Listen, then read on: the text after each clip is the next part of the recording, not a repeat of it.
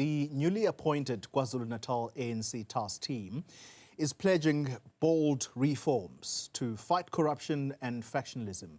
The party's provincial leadership was reconfigured last month after the ANC slumped to around 17% of the vote in KZN. This was during the May 2024 elections. Well, to discuss how the ANC in KZN plans to claw back support, we're joined in studio by its convener, Jeff Radebe. Mr. Radebe, good evening to you. And good evening to you, Koli, and all your viewers of Newzroom Afrika. It's good to see you in person. Pleasure is mine. Let's start with what I would think is uppermost in the ANC's mind, and that is to try and regain the support of the people of KwaZulu-Natal. Why do you believe that the change of leadership in the ANC is going to convince voters to look at the ANC with positive eyes when they go to the polls? It's very simply, Koli, even though it's very difficult because we're starting from ground zero. We're going to be moving root and branch, brick by brick, building this organization to be at the forefront as it used to be. We have a group of 66 of us. I'm leading this group. These ANC activists are very committed to ensure that we claw back from this disaster of 2024 when we got a measly 17%. It's a huge embarrassment. So that's a reflection that the arrogance of those who were in charge in KwaZulu-Natal has to come to an end. And I'm very happy because on Monday, we had the first meeting of the Provincial Task Team. Out of the 66, 64 came and 2 had valid reasons for not being there. And we're all unanimous that we should leave no stone unturned in ensuring that unity is uppermost in all people's minds in this leadership, and that our firm commitment is to rebuild, is to renew the ANC to its former glory. So I'm confident as I speak here that we are going to turn the page and turn the situation around. Let me ask that very same question, but perhaps differently. Is it not how the ANC performs in government that is going to convince voters that indeed something has changed about this party? Perhaps I can give them another chance. Yes, indeed. That is why one of our principal tasks as this task team is to ensure that we monitor all those deployees in the government of provincial unity and also in municipalities. You know that I spent almost 5 years as a minister in the presidency responsible for planning, monitoring, and evaluation. We're going to make sure that we develop proper metrics of monitoring our cadres, of making sure that they are accountable not only to us as leaders, but to the communities that we are supposed to be serving. Now you're going to where I want this discussion to go, because the reason I'm pressing on these two questions is that the criticism already is that the ANC is inward looking. It is more concerned about itself and its image, and you're thinking that by looking that way, you're going to convince outsiders, who are the voters, that something has changed about you. So let me ask you this then. If the same leaders who disappointed in the May 2024 elections remain in government, do you agree with me that the voter says nothing has changed about this party? Something has changed. As I'm going to be outlining to you, we have a program of action which I call a battle plan of making sure that all those that are deployed, be it in the provincial government of unity or in municipalities, are held accountable. Already I've started to make assessment. For example, if you look at municipalities in KwaZulu-Natal, 40 out of 54 municipalities have been described by National Treasury as facing serious financial problems. And in the financial year 23-24, 7.5 billion rand was not spent on their allocated adjusted budget. And further, 2.6 billion rand of capital works were not spent. So what this means is that the problems of service delivery is caused by those that are deployed there. So we have our job cut out for us, but that we can never allow that situation to continue. That is why, starting right now, we are going to hold them accountable. But the man responsible for overseeing the work of municipalities in KZN, that's not an ANC man, that's an IFP man. And so what about the work of your deployees? And I'm saying this focusing on the ANC deployees. So municipalities, we can agree, and I can understand why you want to go the municipal route because there are elections next year. But the men in charge of municipalities, they will say, give us a chance. We'll demonstrate to you that we'll do a better job than what the ANC has done previously.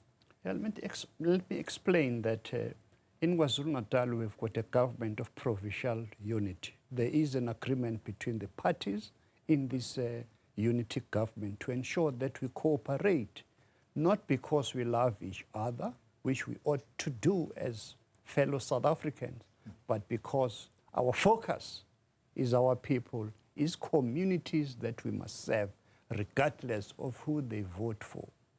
We can't allow a situation, as I've just described, that budget that has been properly appropriated by our parliament remains unspent. So that's a serious indictment on those that were responsible, and service delivery is the sufferer, and our people are the losers of it. Let's then turn the attention to ANC renewal, because that is at the heart of your mission as convener in KZN. For this to be seen as effective, it's logical for the outsider to think that Duma in KZN, Lesufi in Gauteng are as good as gone, because this is a renewal process. Do we at least have an agreement on that, that these two leaders and their executive, indeed, they are being phased out, if you will? Well, our task as this task team is to ensure that we return the ANC back to where it belongs, to be with our people. So regardless of the status of those that we are working with, each one of us has to be held accountable. It's good that you mentioned MECs. Our 3 MECs there, they are responsible for very important portfolios. If you look at our national budget as we speak, besides the item on servicing our debt cost as South Africans, the most money goes to education and health. And these portfolios, we are in charge of them. That is why this matrix that I'm talking about will leave no one outside. Transport, for an example, plays a very critical role in providing public services, especially for the majority of our people. Remember the time when Sbu Ndebele was the MEC for transport in 1994. He propelled transport to be a centerpiece of development and empowerment of our people. We want to ensure that that happens. Yeah, but for that to happen, you have to have the right people sitting in the right positions. Correct. And so again, I'm not going to let you go off that easily. The question is to do with the renewal process of the ANC, because you and I agree that South Africans feel the impact based on the delivery of services in government. And if you and I agree that the performance of leaders of the ANC, at least those that are in office now, has been less than stellar, then it means that Duma in KZN and his leadership core, Lisufi in Gauteng and his leadership core are going. Is that what your mission is? Our mission is to renew, is to rebuild. Our mission is to make sure that we start now, as I said, from ground zero. I can't, as a man of the law, I'm a trained lawyer, so I have to be presented with information, with evidence that I see. That is why this issue of monitoring and evaluation is one of the critical elements that we're going to be using to judge fairly all those who are deployed by the ANC. I'll use your words today. Again, I'm pressing on the same question. You said, there will be and there are no holy cows. Indeed. So you have to then be gutsy enough to say that part of this mission is to clean out and ensure that this party inspires confidence again. Correct, 100%. At this So where's the difficulty in saying that these people, they've messed up? This meeting last 2 days ago on Monday, I told them very firmly, all of us agreed on that we shall leave no stone unturned in holding our deployees to be accountable. No one is above the ANC. Mm-hmm. We want to take our people first, not us as leaders. So you can be rest assured that we are going to be very firm. In fact, we are very firm. I even told them that I'm going to give them tough love in this process. Well, the point is that they remain in government, but I'm going to move along. You used two words today, corruption and arrogance, as part of the big reason why the ANC sits where it is in KZN. How do you plan to change that around? The corruption first, and secondly, arrogance. I've made it very clear on Monday and even today that those who are corrupt have no space in this collective. Those who are involved in factional activities, in fact, are violating the very same policies and constitution of the ANC. The process will weed them out. I have no doubt in my mind, with this collective of 66 of us, that we are determined to do just that. If they come back to you, the very same people that you say, if there is a whiff of corruption, you're out. If they come back to you and say, but your coordinator recently was beset with fraud charges, do you want to start there? How do you inspire confidence with a person like that who is meant to help turn things around? How would you respond to that? I respond very, very openly and frankly that we are going to be judging each case according to its own merits. And there's no one who is above the ANC, myself included. We are going to make sure that we live up to the principles of the organization. We can't allow a situation to persist if we can see that these things are continuing unabated. Yeah. And we can't allow that to happen. Let's wind it up in this way.